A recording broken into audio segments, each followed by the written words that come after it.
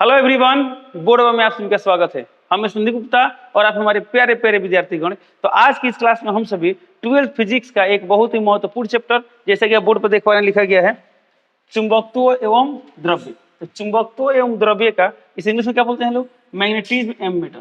तो magnetism and matter का आज हम लोग शॉर्ट नोट्स डिस्कस करने वाले हैं। एंड इसमें जो मेन कॉन्सेप्ट है, जो फॉर्मूला है, वो सभी फॉर्मूला देखने वाले हैं।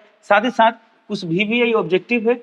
आज हम टोटल 30 ऑब्जेक्टिव डिस्कस करने वाले हैं। इस 30 ऑब्जेक्टिव क्वेश्चन में जो कॉन्सेप्ट यूज होने वाले हैं, सभी कॉन्सेप्ट भी डिस्कस करने वाले हैं। और आपको बता दें, इस चैप्टर के जो शॉर्ट नोट्स पढ़ेंगे, कैसे पढ़ेंगे? तो ये आपको पता होगी, चुंबकत्व एवं द्रव्य में जितना भी फॉर्मूला यूज होता है, सेम टू सेम इसी टाइप का फॉर्मूला आप लोग इलेक्ट्रोस्टैटिक्स में पढ़े होंगे लोग। तो दोनों में तुलना करके हम लोग पढ़ेंगे लोग। इससे फायदा क्या होगा? तो यदि आप इलेक्ट्रोस्टैटिक्स चैप्टर पढ़े होंगे तो उसमें का फॉर्मूला याद है, तो इसमें का फॉर्मूला को याद करने की आवश्यकता नहीं पड़ेगी। यदि इसमें का फॉर्मूला याद कर लेते हैं तो उसमें याद करने की आवश्यकता नहीं पड़ेगी। ठीक है, तो चलिए आज सबसे आगे हम लोग का डिस्कस करते हैं।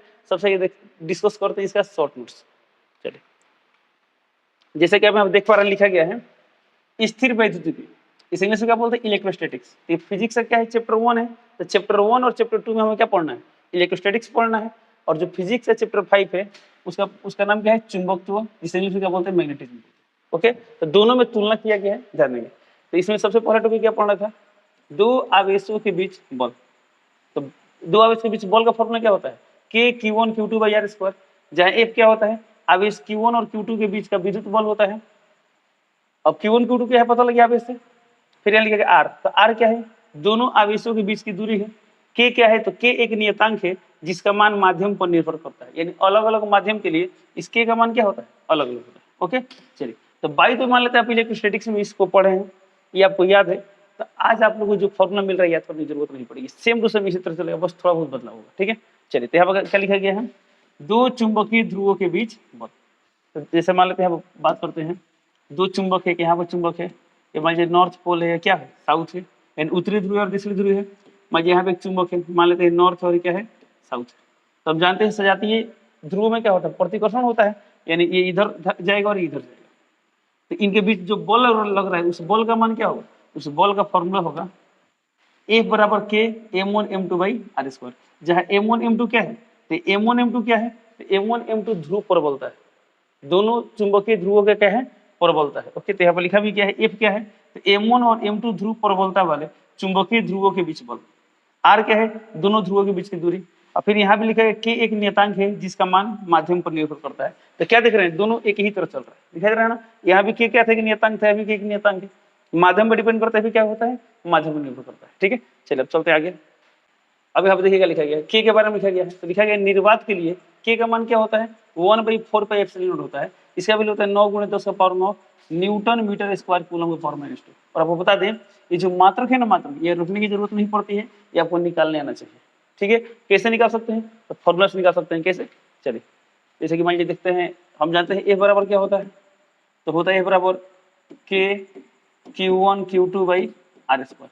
मान लीजिए इसका मात्रक निकालना है, तो हमको इसका मात्रक निकालना है, तो सब इधर पे देना पड़ेगा। इसमें क्या लिख सकते हैं? F R² बटा Q1 Q2 बराबर K। अब देखिए, बल का मात्रक क्या होता है? न्यूटन। तो न्यूटन लिख दिए। R का मात्रक क्या होता है? दूरी है, दूरी क्या होता है? मीटर। तो मीटर स्क्वायर। अब बटा में Q क्या है? आवेश। आवेश कैसे? मतलब कूलम होता है। तो ये भी कूलम, ये भी कूलम। तो कूलम क्या होगा? Coulomb square. ये क्या है? न्यूटन मीटर स्क्वायर कूलम के पावर -2। आप ऐसे क्या कर सकते हैं? मात्रक ज्ञात कर सकते हैं। चलिए, जैसे कि आप लिखा गया न्यूटन मीटर स्क्वायर कूलम के पावर -2। और फिर यहाँ पर लिखा गया एप्सिलॉन नॉट इसमें है। तो एप्सिलॉन नॉट क्या है? निर्वात की विद्युतशीलता है, जिसका मान होता है 8.85 × 10⁻12। अब मात्रक इसकी सहायता से कर सकते हैं, इसे निकाल सकते हैं। ओके, तो देखिए, जिस तरह यहाँ पर लिखा गया K के बारे में, उस तरह यहाँ पर लिखा गया। तो चुंबकत्व में K का मान क्या होता है? μ0/4π होता है। इसका वैल्यू होता है 10⁻⁷। ये मात्रक आप निकाल सकते हैं किस फॉर्मूला से? F बराबर K M1 M2 by R square. उस फॉर्मूला से निकाल सकते हैं इसे। और ये भी आप मात्रक निकाल सकते हैं। कैसे? तो बहुत सारे तरीके हैं। जैसे मान लीजिए न्यूटन की बात करें, न्यूटन क्या है? बल है। तो आपने एक फॉर्मूला पढ़े होंगे लोग कि जब कोई धारावाही चालक बाह्य चुंबकीय क्षेत्र में रखा जाता है, तो उस पर कार्यरत चुंबकीय बल का फॉर्मूला क्या होता है? F बराबर I × L क्रॉस B, यानी ILB sin थीटा। इसे आप लोग पढ़े होंगे लोग। अब देखिए, F के बदले न्यूटन लिखते हैं। न्यूटन तो क्या? न्यूटन का बदल नहीं सकते हैं? एम्पियर। I का मात्रक एम्पियर, लंबाई का मात्रक मीटर, और B माने चुंबकीय क्षेत्र, इसका मात्रक टेस्ला। तो जहाँ न्यूटन वहाँ कर सकते हैं एम्पियर मीटर टेस्ला। तो एम्पियर मीटर टेस्ला, टेस्ला आ जाएगा। मीटर आ जाएगा, और एम्पियर जो इसमें है एम्पियर का पावर -2 से मल्टीप्लाई क्या आ जाएगा, एम्पियर का पावर -1 आ जाएगा। ये सब मात्रा का कर सकते हैं, निकाल सकते हैं। जैसे यहाँ पर था एप्सिलॉन नॉट निर्वात की विद्युतशीलता, तो यहाँ पर म्यू नॉट क्या है, निर्वात की चुंबकशीलता है, इसका वैल्यू यहाँ पर लिखा गया। ठीक है, अब चलिए बात करते हैं निर्वात में यदि दो आवेश है तो उसके बीच बल रहेगा तो हम लेंगे 1/4 पाई एप्सिलॉन नॉट। लेकिन मान लेते हैं ये आवेश अन्य किसी माध्यम में हो, जैसे पानी में हो, कांच में हो, अन्य किसी माध्यम हो, तब क्या होगा, तो लिखा गया किसी अन्य माध्यम के लिए के का मान क्या होता है 1/4 पाई एप्सिलॉन एम। अब ये एप्सिलॉन एम क्या है, एम मतलब मीडियम, ये उस मीडियम में क्या है, विद्युतशीलता है। ओके, तो एप्सिलॉन एम का मान हम लिख सकते हैं epsilon naught into epsilon R. तो यहाँ तक तो मान पता होता है, बस इसमें एप्सिलॉन नॉट में किससे मल्टीप्लाई करेंगे, एप्सिलॉन आर से, तो उस मीडियम का विद्युतशीलता निकल जाएगा। ठीक है, तो फिर एप्सिलॉन आर क्या होता है, लिखा गया एप्सिलॉन आर का फॉर्मूला होता है epsilon M by epsilon naught. Epsilon R क्या होता है, अपेक्षिक विद्युतशीलता, एप्सिलॉन एम क्या होता है, माध्यम की विद्युतशीलता। उसी तरह यहाँ पे लिखा गया है, आप देख लेंगे, पढ़ लेंगे, समझ में आ जाएगा। ठीक है, तो ये क्या रहा है, एक शॉर्ट नोट। अब यहाँ पे देखिए दो पॉइंट लिखा गया है, निर्वात के लिए एप्सिलॉन आर का मान क्या होता है, निर्वात की अपेक्षिक विद्युतशीलता क्या होती है, एक होती है, क्या होती है, एक। लेकिन धातुओं के लिए अपेक्षिक विद्युतशीलता क्या होती है, अनंत होती है, यानी बहुत ज्यादा होती है। अब इसमें बात करें, निर्वात के लिए अपेक्षिक चुंबकशीलता क्या होती है, एक होती है। लेकिन धातु के लिए तब वो बता दें, धातु में या कोई पदार्थ में, तो पदार्थ को हम जब कैटेगरी पढ़ाएंगे पार्ट 2 में, तो उसमें आपको हम बताएंगे कि ऐसे कि लौह चुंबकीय पदार्थ, अनुचुंबकीय पदार्थ, प्रतिचुंबकीय पदार्थ, अलग अलग केस के लिए म्यू आर का मान क्या होता है, अलग अलग होता है। तो उसमें इसको देखेंगे लोग। चलिए बढ़ते हैं आगे। चलिए, तो एक नंबर क्या पढ़े लोग, दो आवेश के बीच बल और दो चुंबकीय ध्रुव के बीच बल। अब यहाँ देखिए लिखा है विद्युत क्षेत्र तीव्रता, जो इलेक्ट्रोस्टैटिक्स में पढ़ना है, तो इलेक्ट्रोमैग्नेटिक माने मैग्नेटिज्म में क्या पढ़ना है हमें, चुंबकीय क्षेत्र तीव्रता। ठीक है, तो इसका फॉर्मूला होता है E बराबर F बटा Q, इसी तरह वहां पर होता है B बराबर F बटा Q। कौन टर्म क्या है लिखा गया, आप ध्यान से पढ़ेंगे समझ में आ जाएगा। चलिए, तो यहाँ पर लिखा गया है विद्युत क्षेत्र तीव्रता एसआई मात्रक आप निकाल सकते हैं, बल का एसआई मात्रक न्यूटन, इसका कूलम ऊपर जाए तो कूलम का पावर -1 आ जाएगा, डायमेंशनल फॉर्मूला आप निकाल सकते हैं। ठीक है, चलो अब इसमें थोड़ा सा बात करते हैं। तो यहाँ क्या लिखा गया, B बराबर F बटा M, जहाँ B क्या है, चुंबकीय क्षेत्र तीव्रता है। अब चुंबकीय क्षेत्र तीव्रता का और भी कुछ नाम है, इसे हम लोग चुंबकीय प्रेरण भी बोल सकते हैं, या चुंबकीय फ्लक्स घनत्व भी बोल सकते हैं। ओके, तो चलिए, चुंबकीय क्षेत्र तीव्रता का नाम चुंबकीय प्रेरण भी है, चुंबकीय फ्लक्स घनत्व भी। चुंबकीय फ्लक्स इसमें आ रहा है, चुंबकीय फ्लक्स घनत्व क्यों है, आप लोग पढ़े होंगे चुंबकीय फ्लक्स फाई का फॉर्मूला क्या होता है, B.S, जहाँ फाई क्या है, चुंबकीय फ्लक्स, B क्या है, चुंबकीय क्षेत्र तीव्रता है, S क्या है, क्षेत्रफल। अब इसी को हम बोलते हैं चुंबकीय क्षेत्र तीव्रता। ठीक है, चुंबकीय क्षेत्र तीव्रता को हम लिख सकते हैं फाई बटा एस, फाई बटा एस। तो फाई बटा एस, तो फाई क्या है, चुंबकीय फ्लक्स है, एस क्या है, क्षेत्रफल। यानी एकांक क्षेत्रफल से गुजरने वाले चुंबकीय फ्लक्स को हम क्या बोल सकते हैं, चुंबकीय क्षेत्र तीव्रता बोल सकते हैं। एकांक क्षेत्रफल से गुजरने वाले चुंबकीय फ्लक्स, ठीक है, इस टर्म को हम बोल सकते हैं फ्लक्स घनत्व। घनत्व मतलब एकांक क्षेत्रफल में रहता है, घनत्व बोल सकते हैं। तो इसलिए फ्लक्स घनत्व क्या होता है, चुंबकीय क्षेत्र, यानी चुंबकीय क्षेत्र को हम लोग चुंबकीय फ्लक्स घनत्व भी कह सकते हैं।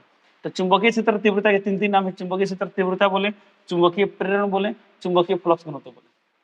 ठीक है, तो मान लीजिए परीक्षा में आ गया चुंबकीय फ्लक्स घनत्व के सही मात्रक क्या है, तो आप टेस्ला बोलेंगे, वेबर नहीं बोलेंगे। जैसे कि आप लोग पढ़े होंगे चुंबकीय फ्लक्स के सही मात्रक वेबर होता है, बहुत बच्चे टर्म नहीं जानते हैं। चुंबकीय फ्लक्स घनत्व, तो घनत्व को ध्यान नहीं देते हैं, खाली चुंबकीय फ्लक्स पढ़ के वेबर टी करते हैं, जो भी गलती होता है। ओके, ये सब थोड़ा ध्यान देंगे। यहाँ लिखा गया एसआई मात्रक टेस्ला, चुंबकीय क्षेत्र का सही मात्रक क्या होता है, टेस्ला होता है, बीमीय सूत्र लिखा गया है।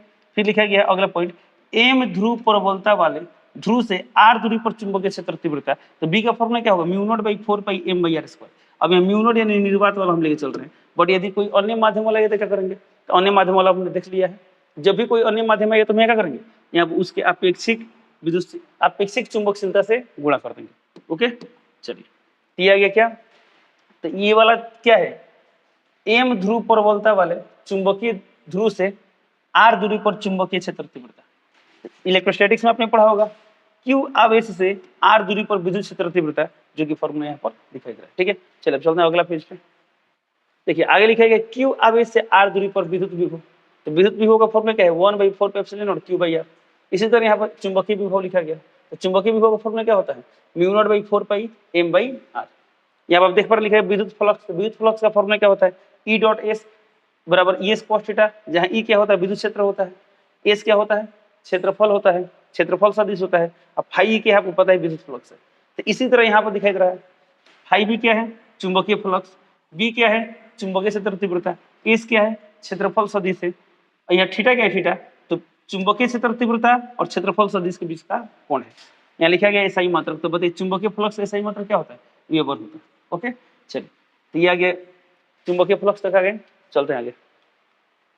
अगला टर्म क्या है, गाउस का नियम। तो आपने इलेक्ट्रोस्टैटिक्स में पढ़ा होगा गाउस का नियम, तो उसमें पढ़ोगे विद्युत से संबंधित गाउस का नियम, और चुंबक इसमें पढ़ना है चुंबकत्व से संबंधित गाउस का नियम।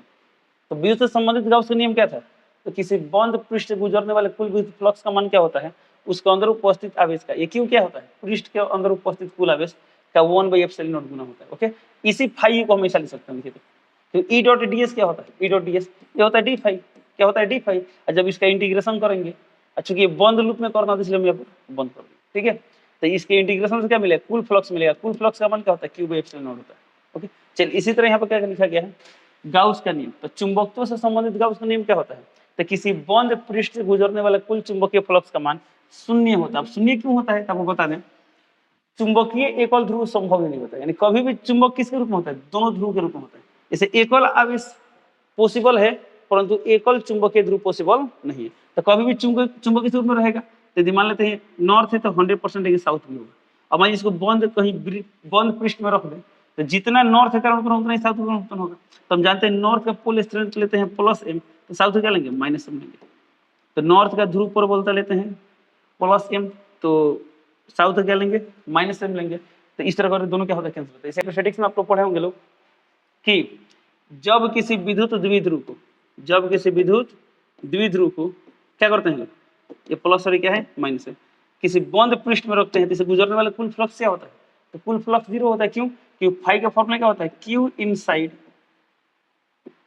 बटा ε0, जहाँ Q इनसाइड क्या होता है, अंदर का कुल आवेश। इसके अंदर का कुल आवेश कितना है, प्लस Q माइनस Q 0 हो जाएगा, 0 बटा ε0 कितना आ जाएगा, 0। तो इसी तरह ये भी क्या होता है, 0। ओके, चलिए, ये रहा गाउस का नियम। अब चलते अगला पर, देखिए आगे लिखेगा विद्युत द्विध्रुव। तो इलेक्ट्रोस्टैटिक्स में पढ़ना था विद्युत द्विध्रुव, इसमें क्या पढ़ना है, छड़ चुंबक। तो छड़ चुंबक क्या है, एक प्रकार का चुंबकीय द्विध्रुव, एक प्रकार का चुंबकीय द्विध्रुव है। ठीक है, तो ये बात आपने इलेक्ट्रोस्टैटिक्स में पढ़ा होगा, आप ध्यान से देख ले। अब इससे आप इसको तुलना आसानी से कर पाएंगे। ठीक है, ये फॉर्मूला याद आता है, याद करने में दिक्कत नहीं होगा। चलिए विषय में आते हैं। अभी क्या है, छड़ चुंबक है, तो आपको बता दें छड़ चुंबक में जो दोनों ध्रुव होते हैं ना, उत्तरी ध्रुव और दक्षिणी ध्रुव, एकदम किनारे पर नहीं होते, थोड़ा सा अंदर होते हैं। क्या होते हैं, थोड़ा सा अंदर होता है। तो किसी छड़ चुंबक के दोनों ध्रुवों के बीच जो दूरी होता है, इस दूरी को हम लोग क्या बोलते हैं, चुंबकीय लंबाई बोलते हैं, या प्रभावी चुंबकीय लंबाई बोलते हैं, या कभी कभी प्रभावी लंबाई बोलते हैं। ओके, चलिए, तो ये जो पूरा लंबाई दिखाई दे रहा है, इसे हम लोग बोलते हैं ज्यामितीय लंबाई। इसे क्या बोलते हैं, इसे हम लोग क्या कर सकते हैं, इसे आसानी से मेजर कर सकते हैं। किसको, ज्यामितीय लंबाई को। जब चुंबक दिखाई देता है, मान लीजिए चुंबक है, तो चुंबक का जो लंबाई मापेंगे वो क्या निकलेगा, ज्यामितीय लंबाई निकलेगा। तो चुंबकीय लंबाई ज्यामितीय लंबाई से कम होता है। यहाँ लिखा गया LG क्या है, LG क्या है, ज्यामितीय लंबाई है, LM क्या है, चुंबकीय लंबाई है। तो यहाँ लिखा गया LM अनुपात LG, यानी किसी छड़ चुंबक के चुंबकीय लंबाई और ज्यामितीय लंबाई का अनुपात कितना होता है, 5:6। क्या इसको हमेशा लिख सकते हैं, कैसे, क्या इसको हमेशा लिख सकते हैं, LM बटा LG बराबर 5/6। यहाँ से LM का मान कितना आएगा, 5/6 LG। अब मान बोले LG का मान कितना आएगा, तो 6/5 LM आएगा। आप वो निकाल सकते हैं। ठीक है, बस इतना याद रहेगा। तो आप LM का भी मान निकाल सकते हैं, LG का भी मान निकाल सकते हैं। यहाँ पर किसका मान निकाला गया, LM का मान निकाला गया, 5/6 LG पूछेगा, तो इधर 6 आएगा, इधर बटा में 5 आएगा, 6/5 LM आ जाएगा। ठीक है, अब यहाँ पर लिखा गया M, तो M क्या है, तो यहाँ पर लिखा गया वेक्टर M दिखाई दे रहा है, वेक्टर M। इस वेक्टर M क्या होता है, ये होता है चुंबकीय द्विध्रुव गुण। तो हम चुंबकीय द्विध्रुव गुण बोले या सिर्फ चुंबकीय गुण बोले, दोनों का मतलब सेम होता है। ओके, तो किसी छड़ चुंबक का चुंबकीय द्विध्रुव गुण क्या होता है, तो उसके एक ध्रुव की प्रबलता और चुंबकीय लंबाई यानी LM के गुणनफल को हम लोग क्या बोलते हैं, चुंबकीय द्विध्रुव गुण बोलते हैं। यह होगा चुंबकीय द्विध्रुव गुण, यह क्या होगा, चुंबकीय द्विध्रुव गुण। ठीक है, चलिए, इसे क्या लिखा है, विद्युत द्विध्रुव गुण, इसमें क्या होता है, चुंबकीय द्विध्रुव गुण। ठीक है, अब बता दें आपको जो LM है ना, LM जब कैलकुलेशन करते हैं तो जनरली क्या होता है ना, चुंबक से कोई भी दूरी हम कहाँ से मापते हैं, सेंटर से। कहाँ से मापते हैं, सेंटर से। इसलिए हम इसको यहाँ से दूरी A मान ले, तो ये क्या हो जाएगा A। तो A और A कितना है, 2A। तो सुविधा के लिए हम यहाँ पर क्या ले लेते हैं लोग, 2A ले लेते हैं। ओके, चलिए, तो अब बताइए जो चुंबकीय द्विध्रुव गुण है, सदिश राशि का अदिश राशि, तो ये सदिश राशि है। इसकी दिशा की तरफ से होती है, इसकी दिशा होती है दक्षिणी ध्रुव से उत्तरी ध्रुव की ओर, दक्षिणी ध्रुव से उत्तरी ध्रुव की ओर होती है। इसमें देखिए विद्युत द्विध्रुव गुण किसकी तरफ होती है, -Q से +Q की ओर। ठीक है, चलिए चलते हैं अगला पेज पे। देखिए अब अगला पेज क्या दिया गया है, तो यहाँ विद्युत द्विध्रुव दिखाई दे रहा है। तो यहाँ पे देखिए किसी विद्युत द्विध्रुव के दोनों आवेश को मिलाने वाली जो रेखा होता है इस रेखा को हम लोग बोलते हैं अक्ष। क्या बोलते हैं? अक्ष। तो इस अक्ष के किसी भी बिंदु पर आपको चुंबकीय विद्युत क्षेत्र निकालने के लिए पूछा जा सकता है। जैसे यहाँ लिखा गया ई अक्षीय, ई अक्षीय का फॉर्मूला क्या होता है? 1/4πε0 2p/r3, जहाँ p क्या होता है? द्विध्रुव आघूर्ण होता है। ओके, चलिए ई निरक्षीय क्या होता है? तो हमने माइनस लिखा है। माइनस माने क्या होगा? निरक्षीय स्थिति में विद्युत क्षेत्र तीव्रता की दिशा द्विध्रुव आघूर्ण के प्रति समांतर होती है। अक्षीय में क्या होती है? समांतर। जो दिशा p का वही दिशा ई का, परंतु निरक्षीय में क्या होता है? p के उल्टा दिशा में होता है ई, इसलिए हमें क्या लगा? माइनस लगा। ओके, यानी आप ऐसे बोल सकते हैं निरक्षीय स्थिति में विद्युत क्षेत्र तीव्रता विद्युत द्विध्रुव आघूर्ण के दिशा के प्रति समांतर होता है। ओके, यानी इसका प्रति समांतर होता है। और ई अक्षीय वाला क्या होता है? विद्युत द्विध्रुव आघूर्ण के समांतर होता है। अब बताइए इन दोनों का अनुपात कितना है? तो भाग करेंगे तो देखिए इसमें 2 दिखाई दे, 2 इसमें 2 है, लेकिन यहाँ पर क्या 1 है, तो 2 अनुपात 1 लिखा गया है, 2 अनुपात 1। ठीक है, तो एग्जाम में बहुत बार पूछा जा चुका है कि अक्षीय और निरक्षीय स्थिति में विद्युत क्षेत्र तीव्रता का अनुपात क्या होता है? 2 अनुपात 1। तो सेम टू सेम इसी तरह छड़ चुंबक में भी होता है। मानिए आपसे बोले छड़ चुंबक का अक्षीय स्थिति में चुंबकीय क्षेत्र का फॉर्मूला क्या होगा? तो आप ये याद है तो इसको ले सकते हैं। तो याद कीजिए लो, इलेक्ट्रोस्टैटिक्स में होता है 1/4πε0। इसमें क्या होता है? इसमें होता है μ0/4π, μ0/4π। यहाँ पर लिखा गया 2, तो यहाँ पे रहेगा 2।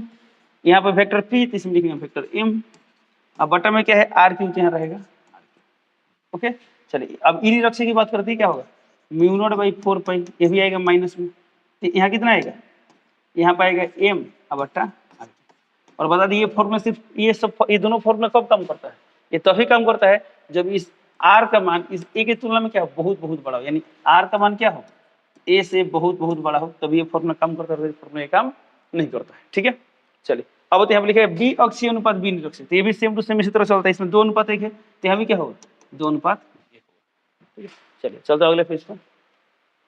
देखिए यहाँ पर लिखा गया है एक समान बाह्य विद्युत क्षेत्र में विद्युत द्विध्रुव, यहाँ लिखा गया एक समान बाह्य चुंबकीय क्षेत्र में चुंबकीय द्विध्रुव। ओके, तो जब आप ये टॉपिक पढ़ोगे तो पूरा बढ़िया से पढ़ोगे। तो यदि आप ये पढ़े तो ये बता सकते हैं। तब बताइए जब एक समान बाह्य चुंबकीय क्षेत्र में किसी चुंबकीय द्विध्रुव को रखते हैं, इस पर कार्यरत कुल बल का मान क्या होता है? कुल बल 0 होता है, लेकिन चूंकि बल क्या है? अलग अलग बिंदु पर लग रहा है और विपरीत दिशा में लग रहा है, इसलिए बल युग्म की तरह काम करता है। इस पर क्या उत्पन्न होता है? टॉर्क उत्पन्न, यानी बल आघूर्ण उत्पन्न होता है। तो बल आघूर्ण का फॉर्मूला क्या होता है? m cross b।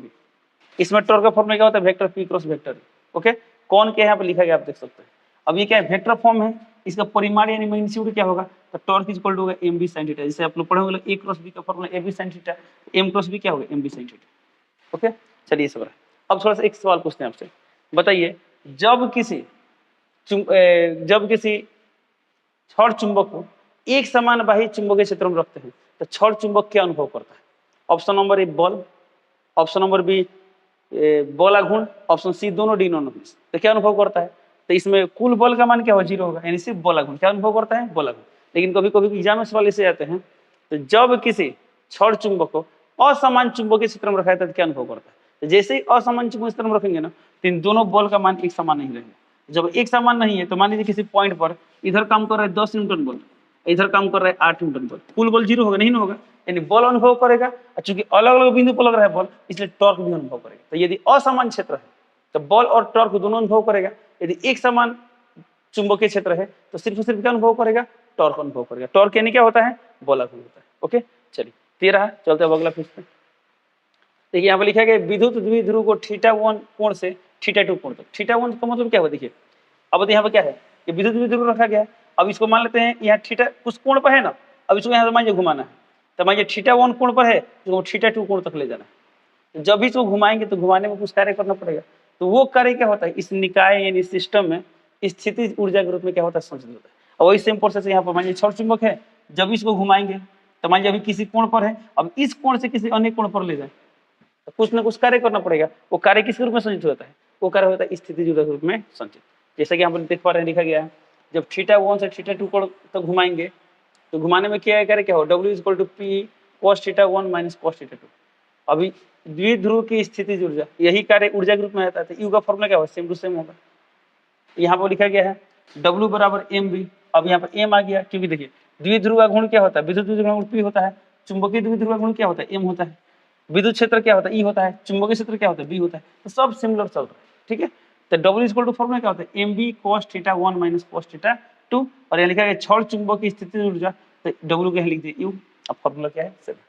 अब इसमें कुछ कंडीशन देखते हैं। अब आपको बता दें यदि सिर्फ आपको ये वाला फॉर्मूला याद है तो बाकी एक भी एक्स्ट्रा कंडीशन याद करने की जरूरत नहीं है, आप खुद से निकाल सकते हैं और आपको निकालने आना भी चाहिए। जैसे कि आप यहाँ पे देख पा रहे हैं, अच्छा नहीं लिखा गया, देखते हैं कोई एगो फिल कर दूसरा फिल कर लेंगे। देखिए कैसे यहाँ लिखा गया साम्य अवस्था, साम्य अवस्था यानी थीटा 1 इक्वल टू कितना डिग्री, 0 डिग्री से, थीटा 2 इक्वल टू थीटा कोण पर। अब मान लीजिए कंडीशन दिया गया है थीटा 1 यानी 0 डिग्री से थीटा कोण तक घुमाने में कितना कार्य होगा, क्या स्थिति ऊर्जा होता है, कैसे निकालेंगे, सिंपल है। यहाँ पी है तो पी, अब बताइए थीटा 1 का मान 0, यहाँ 0 रखे तो cos 0 का मान कितना है 1, तो 1 आ गया, माइनस थीटा 2 का मान थीटा रखना है यानी cos थीटा, हो गया फॉर्मूला। तो बिहार बोर्ड एग्जाम में ऑब्जेक्टिव सवाल के रूप में ये भी पूछ चुका है और ये भी कंडीशन पूछ चुका है।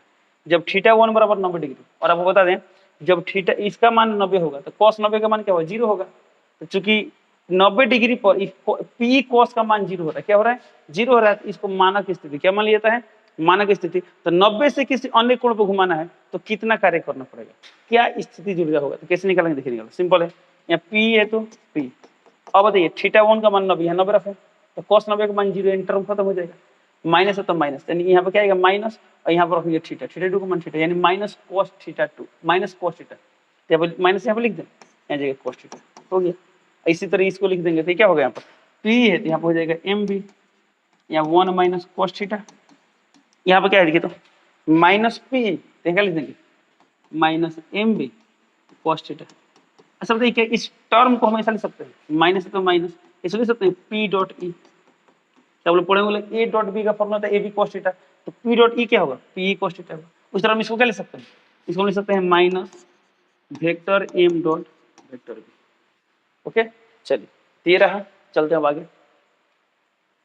यहाँ पर आप देख पा रहे हैं आवर्त का, इसका मान क्या होगा, जब विद्युत द्विध्रुव को मान लीजिए एक समान बाह्य विद्युत क्षेत्र में है, उसको थोड़ा सा भी क्या कर घुमाएंगे ना तो क्या होगा दोलन, क्या स्टार्ट कर देगा दोलन। इंसान अवस्था से थोड़ा सा कुछ कोण पर घुमाएंगे तो क्या होगा दोलन करना स्टार्ट करेगा। तो जब भी कोई चीज दोलन करता है उसको क्या होता है आवर्त काल भी होता है, आवृत्ति भी होता है। यदि आपको आवर्त काल पता है आवृत्ति निकाल सकते हैं कैसे, तो टी का फॉर्मूला पढ़ेंगे 1/, क्या होता है 1/। तो यहाँ पर लिखा गया आवर्त काल, तो जब विद्युत द्विध्रुव दोलन करेगा तो उसका आवर्त काल क्या होगा, और जब छड़ चुंबक दोलन करेगा तो उसका आवर्त काल क्या होता है यहाँ फॉर्मूला। तो मान लीजिए हमको ये वाला फॉर्मूला याद है, तो क्या फॉर्मूला होता है 2 पाई √i/p, √i/p, इसमें कौन टर्म क्या है आप जान लीजिए। तो टी क्या है टी, तो टी आवर्त काल है, आई क्या है, इसे हम लोग बोलते हैं जड़त्वाघूर्ण, क्या बोलते हैं जड़त्वाघूर्ण बोलते हैं, इसे हम लोग बोलते हैं जड़त्वाघूर्ण। आप रोटेशन में पढ़ोगे 11th क्लास जब रोटेशन पढ़ोगे ना इसमें पढ़ोगे। ओके पी क्या है तो वो पता है, पी अभी पढ़े से कुछ देर पहले, ये क्या होता है विद्युत द्विध्रुव गुण होता है, और ई क्या होता है विद्युत क्षेत्र तीव्रता होता है। उसी तरह यहाँ पे आता है टी क्या है आवर्त काल है, आई क्या है आई है जड़त्वाघूर्ण, एम क्या है चुंबकीय गुण, बी क्या है चुंबकीय क्षेत्र तीव्रता है। Okay 13 formula. चलिए तो ये यहाँ तक पढ़ लिया, अब चलते हैं आगे। चलिए तो इस तरह कर क्या होगा, जितना भी फॉर्मूला यूज होने वाला है हमने कंप्लीट कर लिया। हालांकि चुंबकत्व में और भी कुछ पढ़ना होता है, जैसे कि मान लीजिए पृथ्वी का चुंबकत्व पढ़ना होता है, पदार्थों का वर्गीकरण पढ़ना होता है चुंबक, जैसे लौह चुंबकीय पदार्थ, अनुचुंबकीय पदार्थ, ये सब जितना भी चीज है ना हम लोग पार्ट 2 में डिस्कस करेंगे। आज जितना फॉर्मूला पढ़े हैं इन सभी फॉर्मूला को आप लोग फॉर्मूला को नोट कर लीजिए, प्रैक्टिस कीजिए, याद कीजिए। अब इस पर जितना भी क्वेश्चन हो सकता है हम अब चल रहे हैं ऑब्जेक्टिव क्वेश्चन डिस्कस करना। चलिए तो शुरू करते हैं ऑब्जेक्टिव क्वेश्चन। देख पा रहे हैं क्वेश्चन नंबर क्या दिया है, चुंबकीय फ्लक्स का SI मात्रक होता है। अब चुंबकीय फ्लक्स का SI मात्रक क्या होता है हम जानते हैं वेबर होता है, ऑप्शन नंबर क्या होगा बी, तो बीटी कर। ओके चलिए चलते हैं अगले क्वेश्चन पे। अगला क्वेश्चन दिया है 2 नंबर, चुंबकीय ध्रुव प्रबलता का SI मात्रक क्या होता है। चुंबकीय ध्रुव प्रबलता का SI मात्रक क्या होता है एम्पियर मीटर होता है, क्या होता है एम्पियर मीटर। तो कौन सा ऑप्शन में दिया है, ऑप्शन नंबर सी में दिया, तो सी टिक कर दो। ठीक है ध्यान से देखिए, चलते हैं अब अगले क्वेश्चन पे। अगला क्वेश्चन दिया है चुंबकीय आघूर्ण का SI मात्रक होता है। अब देखिए चुंबकीय आघूर्ण का SI मात्रक क्या होता है, तो हम पढ़े एम्पियर मीटर स्क्वायर। अब ऑप्शन में देखते हैं तो ऑप्शन दिया joule tesla inverse, ampere metre, joule tesla, ampere metre -1। अब ये तो ऑप्शन कहीं मिला नहीं, तो इसका माने क्या होगा जरूर कोई ना कोई दूसरा रूप इसका यूज किया गया होगा। ठीक है तो चलिए चेक करते हैं। अब देखिए जूल और टेस्ला दिया है, अब आप सोचिए एक ऐसा फॉर्मूला जिसमें चुंबकीय गुण आता हो और उसमें चुंबकीय टेस्ला माने चुंबकीय क्षेत्र भी आता हो, तो हम लोग पढ़े वाला फॉर्मूला बोला गुण का फॉर्मूला क्या पढ़े, तो टॉर्क इज इक्वल टू पढ़े लोग vector m cross vector v। Okay अब बताइए टॉर्क का SI मात्रक क्या होता है, हमको किसका मात्रक निकालना है, चुंबकीय गुण यानी वेक्टर m का निकालना। अब बताइए इसका मात्रक निकालना है इसका मात्रक निकालने के लिए हमें किसका पता नहीं, टॉर्क का पता होना चाहिए और बट्टा वेक्टर बी का पता होना चाहिए, तभी इसका मात्रक निकाल पाएंगे। अब देखिए टॉर्क का मात्रक क्या होता है, तो टॉर्क का मात्रक होता है, तो टॉर्क का फॉर्मूला क्या होता है, बॉल इंटू दूरी। हम लोग पढ़े हैं बॉल इंटू दूरी, तो बॉल इंटू दूरी क्या होता है, कार्य भी होता है, और कार्य का सही मतलब क्या होता है, जूल, तो हम टॉर्क बदल सकते हैं जूल, चल सकते हैं जूल। अब बट्टा बी माने चुंबकीय क्षेत्र, चुंबकीय क्षेत्र का मात्रक क्या होता है, टेस्ला, तो जूल बटा टेस्ला, जूल टेस्ला इनवर्स, कौन सा ऑप्शन होगा, ऑप्शन नंबर 8 80 कर। ओके चलिए अब चलते हैं अगले क्वेश्चन पे। अगला क्वेश्चन यानी क्वेश्चन नंबर 4 दिया है, किसी चुंबक का चुंबकीय गुण है। अब चुंबक का चुंबकीय गुण क्या है, ऑप्शन ए दिया अदिश राशि, बी दिया सदिश राशि, सी दिया उदासीन राशि, डी दिया इनमें से कोई नहीं। तो हम जानते हैं चुंबकीय गुण क्या होता है, सदिश राशि होता है, इसे हम लोग वेक्टर एम से करते हैं, ये सदिश राशि, इसलिए ऑप्शन नंबर क्या होगा, बी होगा। तो इसका दिशा किधर होता है, इसका दिशा किधर होता है, दक्षिणी ध्रुव से उत्तरी ध्रुव की ओर होता है, दक्षिणी ध्रुव से उत्तरी ध्रुव यानी साउथ से नॉर्थ की ओर होता है। ओके चलिए चलते हैं अगले क्वेश्चन पे। क्वेश्चन नंबर 5 दिया है, चुंबकीय क्षेत्र वेक्टर बी में स्थित वेक्टर एम चुंबकीय गुण। अब देखिए यहाँ पे स्मॉल एम लिखा है, तो स्मॉल एम लिखे चाहे कैपिटल एम लिखे, ये हम बोल दिया ना चुंबकीय गुण है, तो वेक्टर एम चुंबकीय गुण वाले धारा पास द्वारा अनुभूत बल आघूर्ण टॉर्क का फॉर्मूला क्या हो। तो हम जानते हैं टॉर्क का फॉर्मूला क्या होता है, एम क्रॉस बी होता है। ऑप्शन ए दिया है एम क्रॉस बी, बी दिया है बी क्रॉस एम, सी दिया टॉर्क, ये तो होगा नहीं, तो ऑप्शन नंबर 80 कर देंगे, यानी टॉर्क इज इक्वल टू क्या होगा, वेक्टर एम क्रॉस बी। चलिए एक और बता दो आपको, जब कोई धारावाही लूप है, मान लेते हैं ये धारावाही लूप है, इसमें आई धारा, कितना धारा जा रहा है, आई धारा जा रहा है, तो धारावाही लूप में भी क्या होगा, चुंबकीय गुण होगा। तो धारावाही लूप के चुंबकीय गुण का फॉर्मूला क्या होता है, तो चुंबकीय गुण का फॉर्मूला होता है आई ए, क्या होता है, एम बराबर आई ए, एम बराबर आई ए। हम जानते हैं चुंबकीय गुण का सही मात्रक एम्पीयर मीटर स्क्वायर होता है, तो कैसे निकाल सकते हैं, यहाँ से निकाल सकते हैं कैसे, आई का सही मात्रक क्या होता है, एम्पीयर, ए माने क्षेत्रफल, क्षेत्रफल का सही मात्रक मीटर स्क्वायर, आई एम्पीयर मीटर स्क्वायर। अब मान लीजिए किसी धारावाही लूप में फेरों की संख्या n है, तब m का फॉर्मूला क्या होगा, हो जाएगा एन आई ए, क्या हो जाएगा, एन आई ए। ओके तो किसी धारावाही लूप के चुंबकीय गुण का फॉर्मूला क्या होता है, आई इंटू ए, जो कि यहाँ पर लिखा गया। ठीक है चलो चलते अगले क्वेश्चन पे। अगला क्वेश्चन दिया, क्वेश्चन नंबर 6 दिया है, जब किसी चुंबक को इसके मध्य बिंदु से किसी चुंबकीय क्षेत्र में लटकाया जाता है, तो इस पर कार्यकारी टॉर्क महत्तम तब होता है, तब होगा जब चुंबक का अक्ष चुंबकीय क्षेत्र के समांतर हो, क्षेत्र के लंबवत हो, क्षेत्र से 45 डिग्री कोण बनाता हो, क्षेत्र से 60 डिग्री कोण बनाता हो। तो इस टाइप का क्वेश्चन हम लोग कैसे सॉल्व करते हैं, तो सबसे पहले बात इस सवाल में क्या पूछा गया, तो पूछा गया टॉर्क महत्तम होगा, तो टॉर्क कब महत्तम होगा, इसका हमको टॉर्क का फॉर्मूला रखना चाहिए। अब देखिए टॉर्क का फॉर्मूला क्या होता है, तो हम लोग पढ़े टॉर्क का फॉर्मूला क्या होता है, तो टॉर्क इक्वल टू होता है M cross B, M cross B, इसे हम चल सकते हैं। तो टॉर्क का ये तो पूरा टॉर्क आ गया, इसका मैग्नीट्यूड क्या होगा, तो टॉर्क का मैग्नीट्यूड होता है एम बी साइन थीटा, क्या होता है, एम बी साइन थीटा। अब सोचिए इस टॉर्क का मान मैक्सिमम कब होगा, जब ये तो एम और बी कांस्टेंट है, जब इसका मान अधिकतम, इसका मान क्या अधिकतम हो, तो साइन का मान अधिकतम किस पे होता है, 90 डिग्री पे होता है। हम लोग जानते हैं साइन 90 का मान क्या होता है, 1 होता है। तो जब थीटा का मान 90 होगा तो टॉर्क का मान मैक्सिमम होगा, तब थीटा का मान 90 यानी लंबवत होगा। तो ऑप्शन ए दिया समांतर गलत, बी दिया है लंबवत, ऑप्शन नंबर बी टिक कर देंगे, क्या टिक कर देंगे। ओके चलिए अब चलते हैं अगले क्वेश्चन पे। अगला क्वेश्चन दिया है, एम चुंबकीय आघूर्ण वाले चुंबक को चुंबकीय क्षेत्र बी में थीटा कोण से घुमाने में किया गया कार्य। अब देखिए तो हम लोग शॉर्ट नोट में पढ़े थे लोग, जब थीटा कोण से घुमाने का काम किया है, तो हम लोग पढ़े थे थीटा 1 से थीटा 2 तक, थीटा 1 से थीटा 2 कोण तक घुमाने में किया गया कार्य।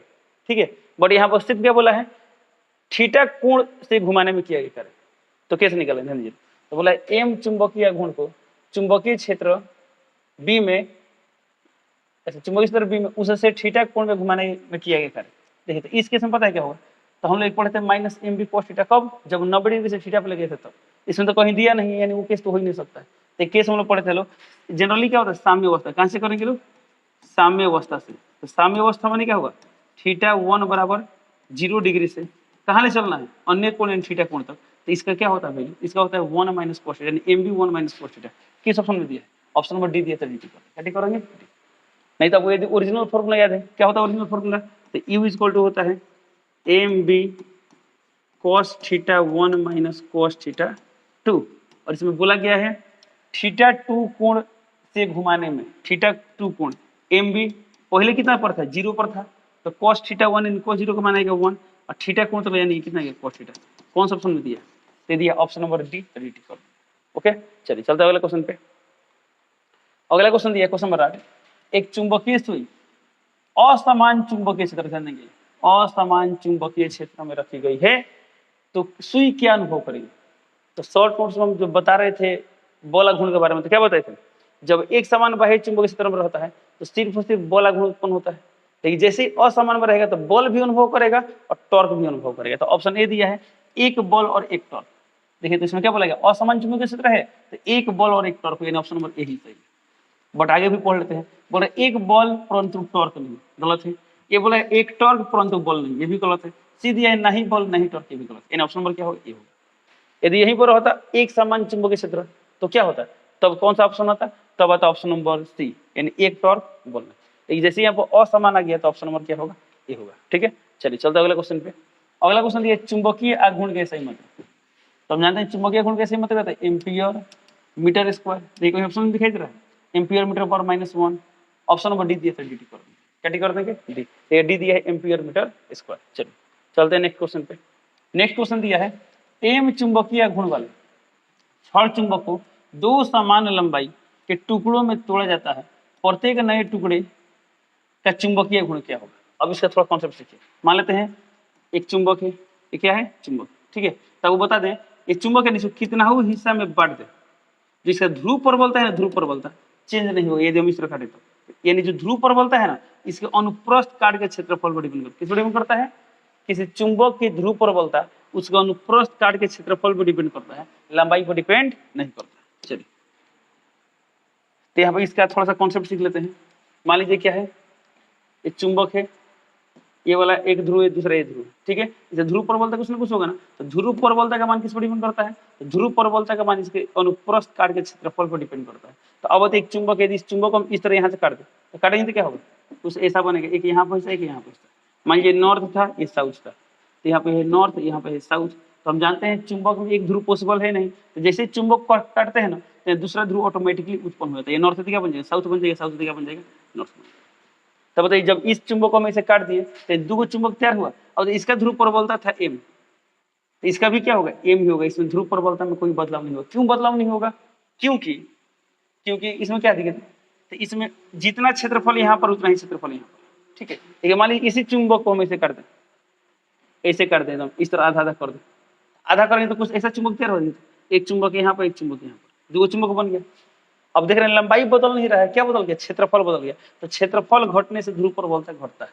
तो जब क्षेत्रफल आधा हुआ है तो ध्रुव प्रबलता आधा हो जाएगी। इसके यदि पूरा क्षेत्रफल मान इस चुंबक का चुंबकीय गुण कितना था, एम था, इसका हो जाएगा m/2। क्या हो जाएगा, m/2, यानी यहाँ पर ध्रुव प्रबलता क्या हो जाएगा, m/2। ये भी ध्रुव प्रबलता क्या हो जाएगा, m/2। देखिए लंबाई चेंज, ठीक है। चलो अब आते हैं इस क्वेश्चन में, ध्यान से देखिए क्या कंडीशन दिया। इसमें दिया गया है एम चुंबकीय गुण वाले छड़ चुंबक को दो समान लंबाई के टुकड़ा में, लंबाई का टुकड़ा बोला है, ध्यान देखिए। अब मान लीजिए छड़ चुंबक है, ठीक है, इसको इस तरह से काटना है तो दो समान लंबाई के प्राप्त होगा। तो जो दो समान लंबाई के प्राप्त होंगे इनका चुंबकीय गुण क्या होगा।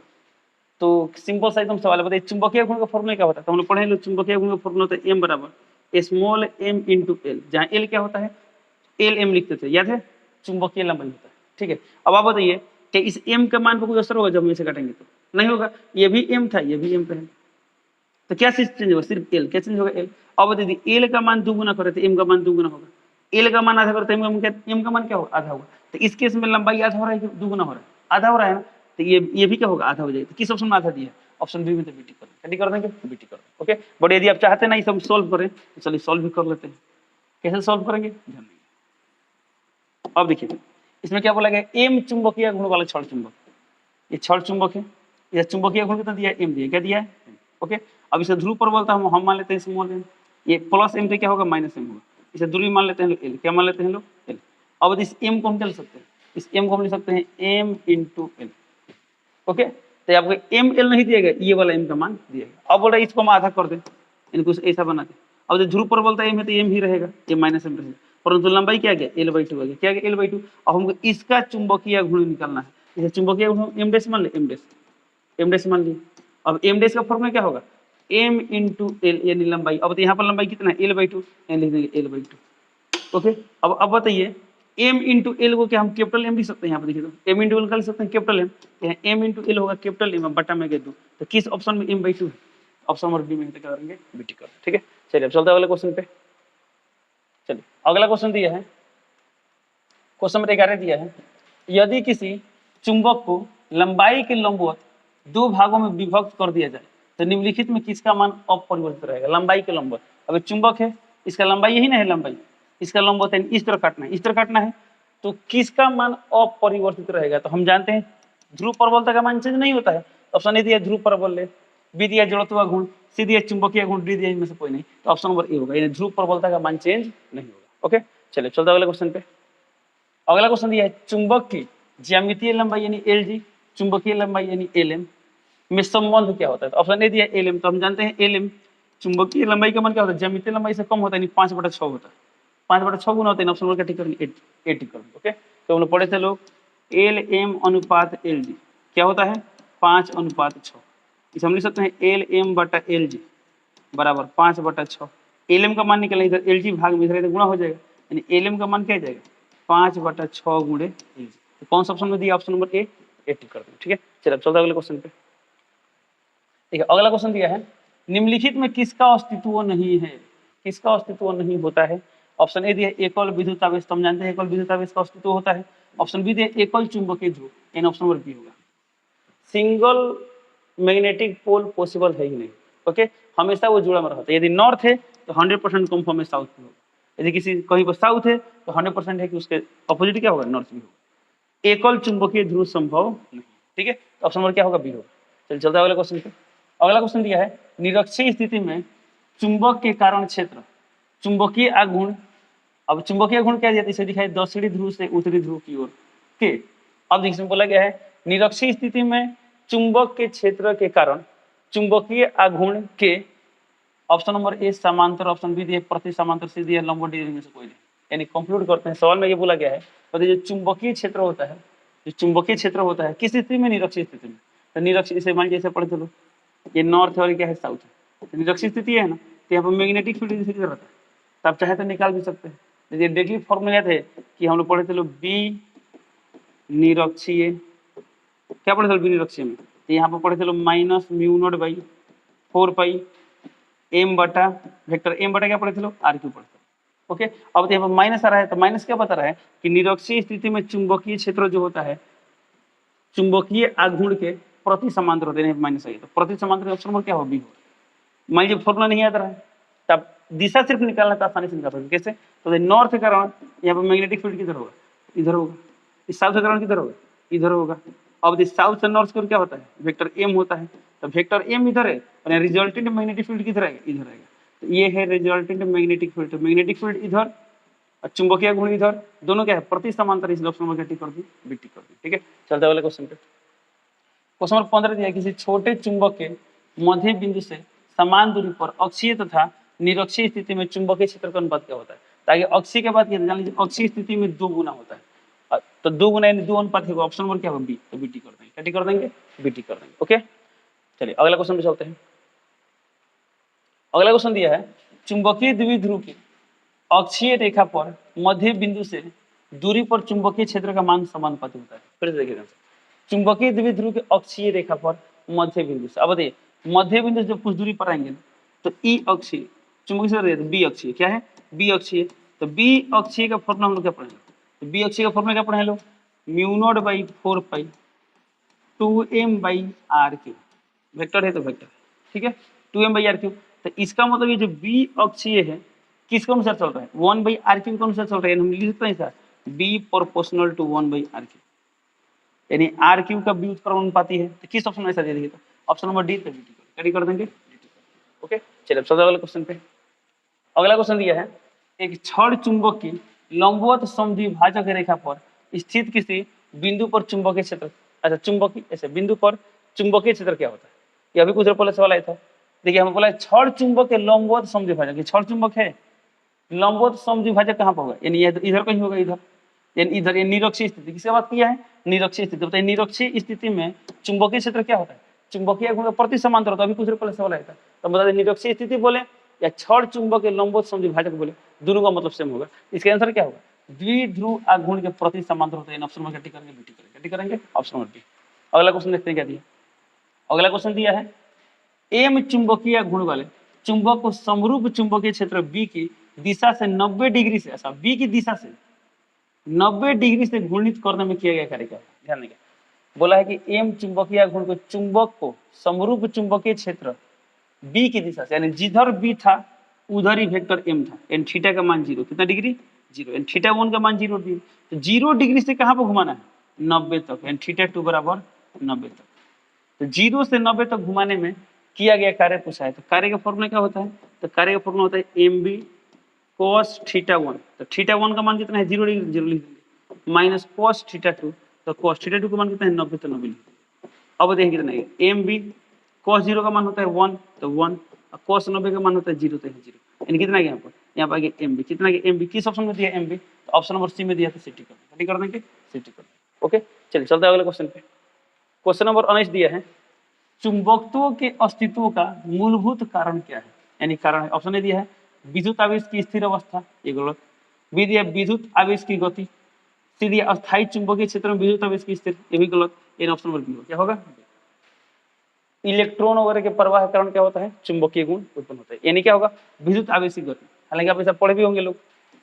स्थिर आवेश, स्थिर आवेश क्या उत्पन्न करते हैं, स्थिर आवेश सिर्फ और सिर्फ विद्युत क्षेत्र क्या उत्पन्न करते हैं, विद्युत क्षेत्र उत्पन्न करते हैं। लेकिन जब वही आवेश गति करने लगे, क्या करने लगे, गति करने लगे, तो जब आवेश गति करने लगता है, एक समान वेग से गति करने लगता है, तो विद्युत क्षेत्र तो रहता है, साथ साथ चुंबकीय क्षेत्र भी आता है। क्या रहता है, चुंबकीय क्षेत्र भी आता है, यानी चुंबकीय प्रभाव प्रदर्शित करने लगता है। लेकिन यदि वही आवेश त्वरित हो जाए तो क्या होता है, विद्युत चुंबकीय तरंग आता है, उसमें क्या आता है, विद्युत चुंबकीय तरंग आता है। ठीक है, हालांकि इसका ऑप्शन नंबर क्या होगा, बी होगा। चलते वाले क्वेश्चन पे। अगला क्वेश्चन दिया, यदि आर त्रिज्या के वृत्तीय पथ पर आवेश Q एक समान चाल भी से घूम रहा हो, तो इसका तुल्य चुंबकीय गुण क्या होगा। तो जब चुंबकीय गुण निकलना है और इसमें आवेश घूमने की बात की, धारा तो कुछ ना कुछ होगा ना। देखिए, तो जब कुछ समझ में नहीं आए, चुंबकीय गुण निकालना, बिजली चुंबकीय गुण, तो यदि आप ये सवाल बना पा रहे हैं, आपको फॉर्मूला पता है, बना पा रहे हैं, अच्छी बात है। फॉर्मूला पता है, नहीं बना पा रहे हैं, तो डिस्क्रिप्शन बॉक्स में एक लिंक दिया गया है, उस लिंक को क्लिक करें और एक वीडियो देखें। वीडियो देखने के बाद आपको न्यूमेरिकल बनाने में कोई परेशानी नहीं होगी। ठीक है, चलिए तो सबसे इसमें जो फॉर्मूला यूज वाले फॉर्मूला लिखते हैं, तब बताइए इसमें क्या बोला है, चुंबकीय गुण बोला है। चलिए इसको सॉल्व करते हैं। चुंबकीय गुण निकलना है ना, तब तो चुंबकीय आघूर्ण का फॉर्मूला क्या होता है, पढ़ोगे आइए, क्या होता है आइए, जहाँ आई क्या होता है विद्युत धारा, आई क्या होता है विद्युत धारा, ए क्या होता है, ये होता है लूप का क्षेत्रफल, लूप का क्षेत्रफल। ओके, चलिए अब देखते हैं क्या दिया इसमें। तो बोल रहा है कि अब देखिए आई ए, तो क्या इस सवाल में आई का मान दिया है, नहीं दिया है ना, यानी आई खोज कर लाना पड़ेगा। क्या सवाल में क्षेत्रफल का मान दिया है, नहीं दिया, निकालना होगा। देखिए इसमें क्या बोला है, आर त्रिज्या के वृत्तीय पथ, अब वृत्तीय पथ आ गया तो वृत्तीय क्षेत्रफल क्या होता है पाई आर स्क्वायर, यानी ए का मान मिल गया पाई आर स्क्वायर, कितना आ गया पाई आर स्क्वायर। अब हम किसका मान निकालना, आई का मान, यदि हम आई का मान निकालते सवाल बन जाएगा। इसे बोला है आवेश Q एक समान चाल भी से जा रहा है, यानी आवेश का बात क्या है, तो आई का फॉर्मूला पढ़े हम लोग Q/T, यानी Q/T। ओके, तो Q तो आ गया, बट क्या इसमें सवाल में कहीं टी दिया है, टी नहीं दिया ना, टी। अब हमें टी खोज, क्या खोज लाना होगा, टी खोज लाना। अब कैसे बनाएंगे, देखिए इसमें वेग किसका बात किया है, चाल का बात किया है, तो चाल दिया है और हमें समय निकालना है, तो समय का फॉर्मूला क्या होता है, तो समय का फॉर्मूला होता है दूरी बटा चाल। क्या होता है, दूरी बटा चाल, दूरी बटा चाल। अब बताइए इसमें चाल कितना दिया है, तो चाल दिया है भी, तो भी। अब यदि दूरी पता हो सवाल बन जाएगा। तो बताइए एक चक्कर पूरा करने में कितना दूरी तय करना पड़ेगा, बताइए पूरे एक बंद लूप में पूरे एक चक्कर घुमाएगा तो कितना दूरी तय करेगा, 2πr, कितना होता है 2πr, तो 2πr, यानी समय का फॉर्मूला क्या हो 2πr/v, तो हो तो गया। देखिए ऊपर क्या है Q/r², अब बटा में टी का फॉर्मूला क्या होगा 2πr/v। अब इसी को सॉल्व करेंगे, देखिए तो पाई से पाई कैंसिल होगा, आर से स्क्वायर कैंसिल होगा, ये भी क्या पाएगा ऊपर आएगा, कहाँ पाएगा ऊपर, यानी क्या है QV/2, QV/2। एक मिनट, यहाँ पर आर भी तो है ना, तो आर रहेगा, क्या रहेगा यहाँ पर आर भी रहेगा। फिर से बता दें, यहाँ पर आर पूरा किसने थोड़ी हुआ है, आर भी तो QV/2 को दिया है, QV/2। ऑप्शन नंबर बी में दिया, तो बीटी करेंगे, क्या टिक करेंगे, बीटी करेंगे। ओके, चलिए तो ये रहा क्वेश्चन नंबर बी का सॉल्यूशन। चलते हैं अगले क्वेश्चन पे। देखिए अगला क्वेश्चन दिया है, एक समान चुंबकीय क्षेत्र में एक आवेशित कण के पथ की त्रिज्या सीधे समानुपाती होती है। अभी पता है कहाँ का सवाल है, ये सवाल है विद्युत धारा के चुंबकीय प्रभाव का सवाल है। ओके, तो यहाँ बोला गया एक समान चुंबकीय क्षेत्र में, अब बताइए एक समान चुंबकीय क्षेत्र में आवेशित कण गति क्या होती है, तो जब कोई आवेशित कण चुंबकीय क्षेत्र की दिशा में या विपरीत दिशा में गति करता है तो उसका पथ कैसा होता है, सरल रेखा होती है। क्या होता है, सरल रेखा होता है। लेकिन यहाँ पर जब त्रिज्या का बात किया है तो कंफर्म में वृत्तीय गति कर रहा होगा, तो वृत्तीय गति वाला कंडीशन कब आता है, जब आवेशित कण लंबवत गति करे, चुंबकीय क्षेत्र में क्या करे, लंबवत गति करे। यदि लंबवत गति न करे तो 0, 90, 180 के अलावा अनेक कोण पर गति करेगा तो उसका पथ कुंडलित क्या हो जाएगा, कुंडलित। तो कुंडलित केस में भी क्या होता है, त्रिज्या होता है, क्या होता है, त्रिज्या होता है। ठीक है, तो कुंडलित गति करे या वृत्ति गति करे, कुछ ना कुछ तो त्रिज्या होगा ना, तो उस त्रिज्या के बारे में पूछा है। क्या पूछा है? त्रिज्या के बारे में। तो बोला गया है कि आवेशित कण की पथ की त्रिज्या किसके समानुपाती होती है, तब इस त्रिज्या का फॉर्मूला याद होना चाहिए। फॉर्मूला नहीं याद है तो फॉर्मूला निकालने आना चाहिए। तब ऐसा पढ़े होंगे लोग, कोई वस्तु जो वृत्ति गति करता है, वृत्ति गति, तो वृत्ति गति करने के लिए क्या चाहिए? अभिकेंद्र बल चाहिए। इसमें अभिकेंद्रीय बल कहाँ से मिलता है? चुंबकीय बल से मिलता है। तो हम लिख सकते हैं अभिकेंद्रीय बल यानी mv²/r, जहाँ m क्या है? आवेशित कण का द्रव्यमान है। मान लीजिए q द्रव्य आवेश है, q क्या है? आवेश है। m इसका क्या है? द्रव्यमान है। ठीक है, कितना वेग से जा रहा है? v वेग से जा रहा है, v वेग से गति कर रहा है। ठीक है, तो mv²/r क्या होगा? अभिकेंद्र बल होगा। तो इस अभिकेंद्र बल का मान कहाँ से मिलता है? तो अभिकेंद्र बल का मान मिलता है चुंबकीय बल से। तो चुंबकीय बल का फॉर्मूला क्या होता है? QVB sin 90। sin 90 कह ले रहे हैं तो हम ये मान चल रहे हैं लंबवत गति करेगी, लंबवत गति करेगा तो पथ वृत्ति, पथ क्या हो जाएगा? वृत्ति। तो sin 90 का मान खत्म। अब यहाँ से बताइए किसका मान निकालना है? त्रिज्या का मान। किसका मान निकालना है? त्रिज्या का मान। तो फिलहाल ये v से v क्या होगा? कैंसिल हो जाएगा। तो त्रिज्या हम यहाँ पर कर दें तो यहाँ पर कितना आ जाएगा? mv/qb, mv/qb। अब इस फॉर्मूला को देख के बताइए, ये होता है त्रिज्या का फॉर्मूला, वृत्तीय पथ की त्रिज्या। जब कोई आवेशित कण एक समान चुंबकीय क्षेत्र में लंबवत गति करता है तो वृत्तिकार पथ में गति करता है, तो उस वृत्तीय पथ की त्रिज्या का फॉर्मूला क्या होता है? mv/qb, जहाँ m क्या होता है? आवेशित कण का द्रव्यमान, v क्या होता है? आवेशित कण का वेग, b क्या होता है? बाह्य चुंबकीय क्षेत्र, q क्या होता है? आवेश होता है। क्या होता है? आवेश। अब यहाँ पर बोला गया है आवेशित कण के पथ की त्रिज्या यानी r समानुपाती। ऑप्शन नहीं दिया आवेश का, आवेश का नहीं, गलत है। आवेश का व्युत्क्रमानुपाती है, ऑप्शन नंबर 1 गलत। b दिया संवेग का, तो संवेग m भी को हम लिख सकते हैं, संवेग यानी p, बिल्कुल लिख सकते हैं p यानी qb। तो p यानी संवेग जी, सही बात है। संवेग का क्या होगा? समानुपाती होगा, यानी ऑप्शन नंबर 20 सही है। तो बीटी कर देंगे। चलिए देखते हैं क्वेश्चन नंबर 22 क्या दिया है? द्विध्रुव आघूर्ण m क्या कोई चुंबक एक समान चुंबकीय क्षेत्र वेक्टर b की दिशा से थीटा कोण पर स्थित हो, स्थिति ऊर्जा क्या होगी? ओके, अब इसमें θ1 का मान दिया नहीं है, θ2 का मान दिया कितना? थीटा कोण पर है, तो θ1 का मान कितना ले लेंगे? जनरली θ1 का मान लेते हैं 90 डिग्री, कितना लेते हैं? 90 डिग्री। जब 90 डिग्री से ऑप्शन नहीं मिले तो जीरो लेकर भी आप क्या करेंगे? चेक कर लेंगे। ठीक है, तो यदि इसको सॉल्व करें तो क्या आता है फॉर्मूला? तो हम लोग को फॉर्मूला क्या मिला था? फॉर्मूला मिला था u बराबर, याद कीजिए, -m.b, -m.b। इसको क्या लिख सकते हैं? -mb cos theta. किस ऑप्शन में देगी? तो ऑप्शन नंबर में दिया है सी में, तो सिटी कर देंगे, सिटी कर देंगे। ओके, चलिए अब चलते हैं अगला क्वेश्चन पे।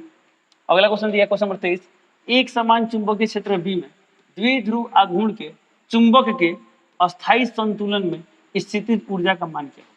अच्छा, अस्थायी संतुलन, अस्थायी संतुलन में क्या हुआ?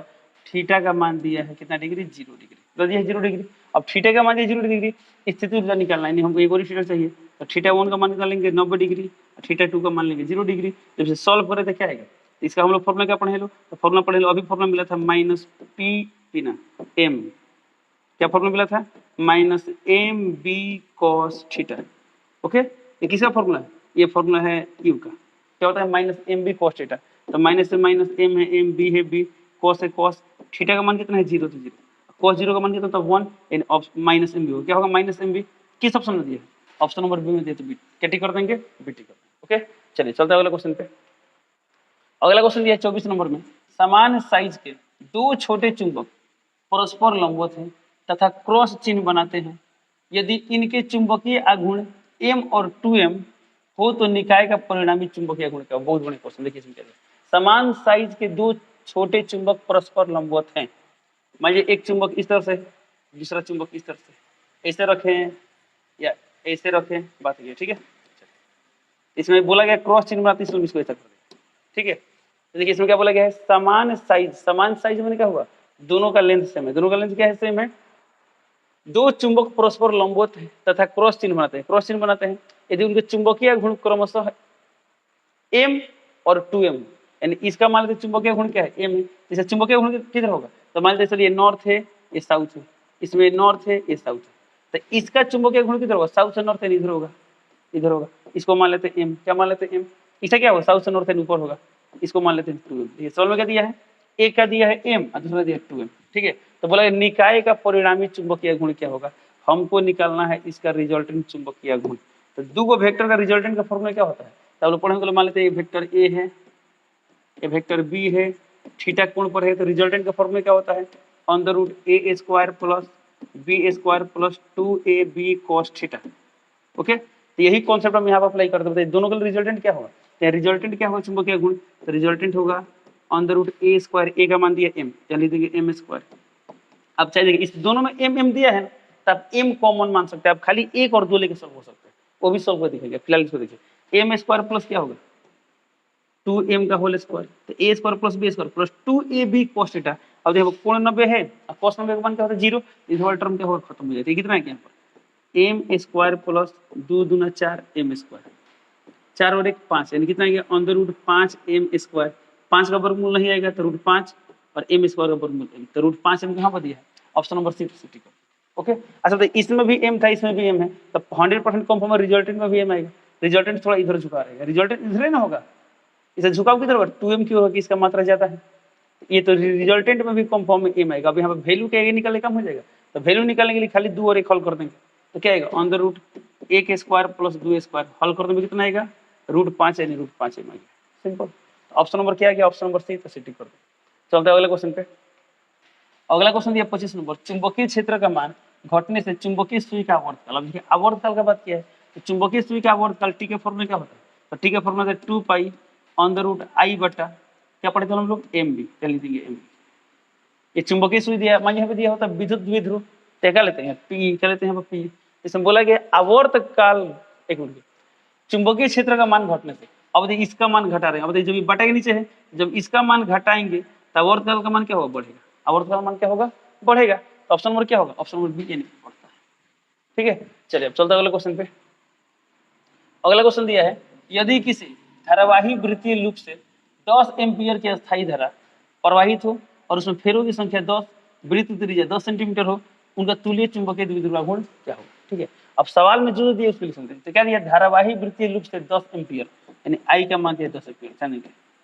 ओके, बोल रहा है फेरों की संख्या यानी एन, एन का मान दिया है 10, वृत्त त्रिज्या, अच्छा त्रिज्या को मान लेते हैं आर मानते हैं, स्मॉल आर मान लेते हैं, कितना दिया है 10 सेंटीमीटर। तो बोला है उसका चुंबकीय गुण क्या होगा, चुंबकीय गुण यानी m इक्वल टू व्हाट। अब धारा का मान दिया, फेरों की संख्या दिया है और त्रिज्या दी, तो एम्पियर तो ऐसा ही मत रखे, देखिए सेंटीमीटर ऐसा ही मत रखे नहीं ना है, इसको ऐसा ही मात्रा में बदलेंगे, तो देखिए कितना होगा 10 बटा 100 सेंटीमीटर, 10 बटा यानी 1 बटा 10 सेंटीमीटर। आर का मान आ गया, हमको निकालना है m, तो जब कुछ ना पूछा है तो जो निकालना है क्वेश्चन फिरते हैं, m निकालना है ना, देख लिया m पे फिरते हैं, तो m का फॉर्मूला क्या होता है आई ए, आई ए बट फेरों की संख्या दिया तो आई में n, जब भी फेरों की संख्या आए और धारा का मान दिया है आई, तो आई में कैसे मल्टीप्लाई करते हैं एन से, जितना फेरा उतना से मल्टीप्लाई करते हैं। ऐसा क्यों होता है, तो सोचिए मान लीजिए एक लूप है, इसमें धारा जा रहा है आई, कितना धारा जा रहा है आई, एक ही फेरा है, एक बार जा रहा है, और मान लीजिए इसमें एक और वायर लपेट दें एंड दूसरा बार लपेट दें, तो यहाँ भी आई जा रहा है, इसमें भी जा रहा है आई, आई कितना होगा 2 होगा, तो एन फेरा है तो कितना होगा एन आई होगा, क्या होगा एन आई। तो देखिए एम का फॉर्मूला क्या होता है एन आई ए, एन आई। अब देखिए एन, एन का मान कितना दिया है 10, 10 ले लिए, आई का मान 10 तो 10, अब ए का मान कैसे ए का मान दिया है नहीं दिया है ना, ए निकालेंगे। अब ये त्रिज्या का मान दिया है तो हम वृत्त क्षेत्रफल निकाल सकते हैं कैसे, पाई आर स्क्वायर, तो लिख देंगे यहाँ पर पाई आर स्क्वायर, स्मॉल आर माने देखा लिख देंगे स्मॉल आर। अब इसको सॉल्व कर देंगे तो ऑप्शन में सब में पाई दिया है ना, तो पाई के रूप में ही रख देते हैं, कितना गया। अब देखिए यही सब ऑप्शन पर जा सकते हैं कैसे, ऑप्शन ए में दिया है पाई स्क्वायर, बी में दिया है बटा में पाई स्क्वायर, सी में दिया है बटा में पाई, डी में दिया है ऊपर पाई, तो ऑप्शन डी कर देंगे, बिना सॉल्व किए कर सकते, बट इसको सॉल्व करके देखते हैं। ये तो कितना गया 10 गुणे 10 गुणे पाई है तो पाई रख देते हैं आर, आर का मान कितना है 1 बटा 10, तो 1 बटा 10 स्क्वायर है तो 2 बार गुणा कर देंगे, तो 10 10 10 10 कैंसिल, कितना गया पाई, तो पाई आ गया। इसका मात्रा क्या होता है एम्पियर मीटर स्क्वायर लिख देंगे, एम्पियर मीटर स्क्वायर किस ऑप्शन में से दिया देखिए pi ampere metre square, option number D में दिया था, क्या करेंगे डी कर देंगे। ओके, चलिए अब चलते हैं अगले क्वेश्चन पे। क्वेश्चन नंबर 27, 27 दिए पृथ्वी के चुंबकीय क्षेत्र BH में यदि किसी चुंबकीय सुई की आवृत्ति n हो तो कौन सा विकल्प सही है। ठीक है, अब देखिए इसमें आवृत्ति की बात किया है, तो हम लोग तो आवर्तकाल पढ़े हैं लोग, तो कोई बात नहीं, जब आवर्तकाल पता है तो आप आवृत्ति भी निकाल सकते हैं, कैसे निकाल सकते हैं देखते हैं।